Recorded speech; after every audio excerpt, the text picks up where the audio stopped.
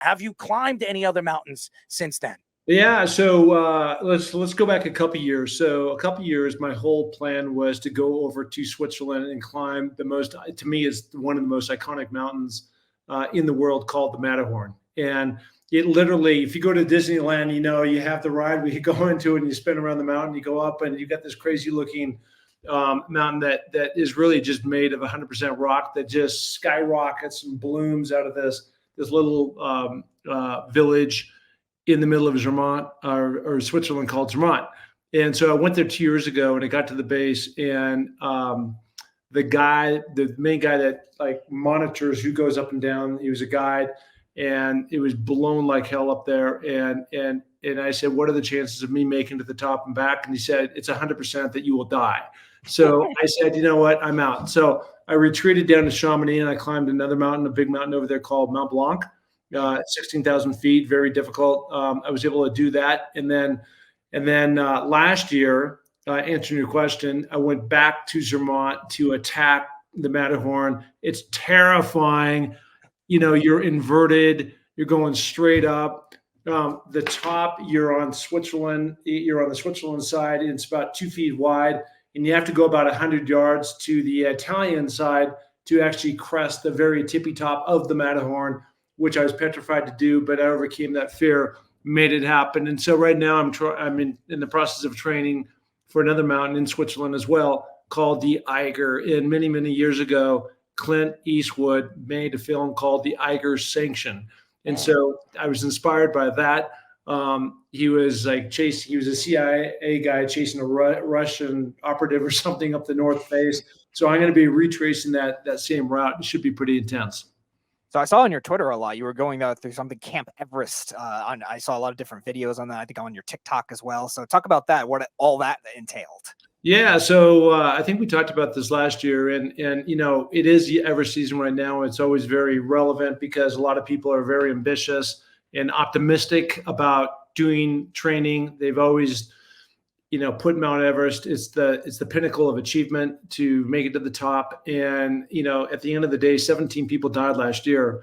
And this year they were running into a lot of problems because you need to allow yourself a certain amount of time. Usually it's 2 months up there. So you're building red blood cells as you're going up, and you're coming down, and you're going up a little bit higher and coming down. But the Kumba Icefall is this terrifying ice face boulders that come crumbling down, and you have to go through that. And there hasn't been any routes that have been passable until about 2 weeks ago. So it just puts everybody behind the 8 ball in terms of getting their training and acclimating and being able to go up and down the mountain. So anyways, I'm just watching. I have a lot of friends up there, a lot of guides, and, navigating and going through what they actually went through. It's a long time to be at that height. Your base camp is 17,500 feet, people, or 500 feet. And the reality is that as you climb further and further up the mountain, there are dead bodies that you're stepping over. So you were talking, earlier about, sitting down and not having enough energy and just resting and whatever. But I'm telling you, you do that, and that is the kiss of death, because the next thing is you fall asleep and you don't wake up.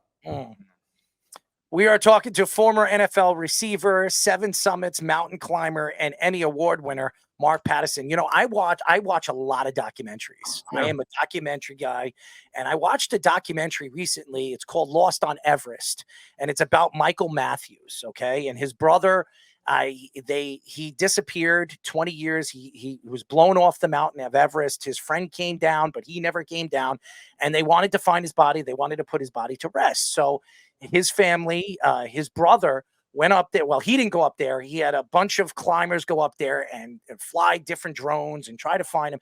And they found like a ton of bodies up there, and they were trying to find a specific like coat that he was wearing. And they had the same coat. His friend was wearing the same coat. I'm telling you right now, I would never, after watching that, I would never climb Everest. I mean, it is absolutely ridiculous. It's scary as hell how high these guys were going up there. And it's so dangerous. Like you said, there were 12 people or 13 people that died last year. hundreds and hundreds of people died on Everest. And like I said, like you said, climbing up that mountain, you're standing on dead bodies. To me, I have no interest in doing that, no matter how much of a pleasure I have climbing crazy mountains.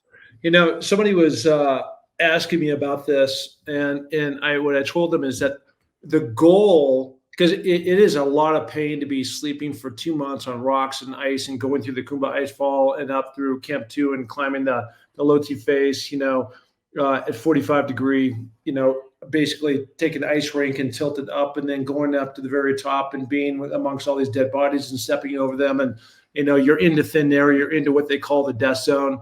And I actually ran out of oxygen. I spent the entire night with no O's. So even the fact that I'm actually sitting here talking to you, it's a miracle. But the goal has to exceed the pain. Like, I want this thing so bad that you're willing to put your body and your mind, and you have to just have that mindset that no matter what, you're not going to give up. And there's just a lot of people that get up there and say, you know what, you're telling me that in 24 hours I can be back in New York and having a steak, I'm out. Right. And they blow out. And there's other people who just think they can do it. And you're looking at them and you're like, there's no way. You are not going to make this, and your body is just not equipped to go that high. There's that group. And then there's just the accident of, people doing all the right things, but being in the wrong place at the wrong time. And avalanches, like literally I saw an avalanche a day.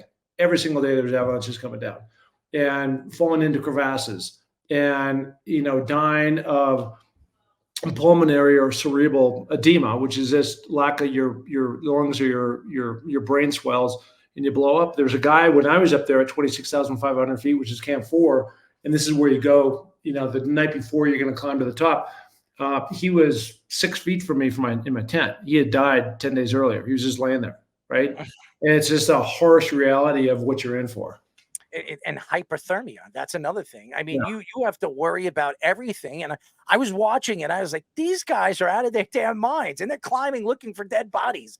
I mean, like, they're doing it because they do it all the time. I'm like, I would never. And it popped in my head because I was like, Mark Pattison was doing this. I mean, what is he, nuts? But football player, you're always a competitive person, and you want to compete. You want to push yourself. So I could see why people are so intrigued and so very interested in trying to push themselves to that higher limit. And it's crazy. I wouldn't do it.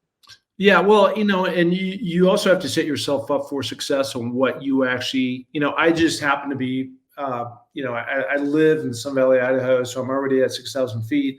And I climb every day. So I have that right out, my backyard, but I have strong legs, and, I'm not a great swimmer. So I wouldn't, you hear about these guys, swimming the English Channel and going from Cuba to Florida. And I was actually asked to, this would be back where you guys are, but this guy asked me, there's 4 guys and they're rowing from Boston to London.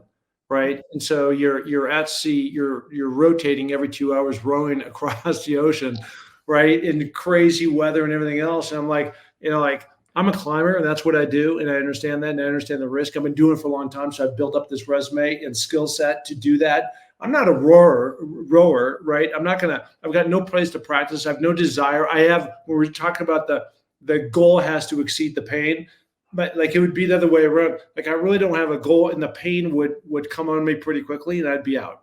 So you got to put yourself in a position of success based on your own skill set.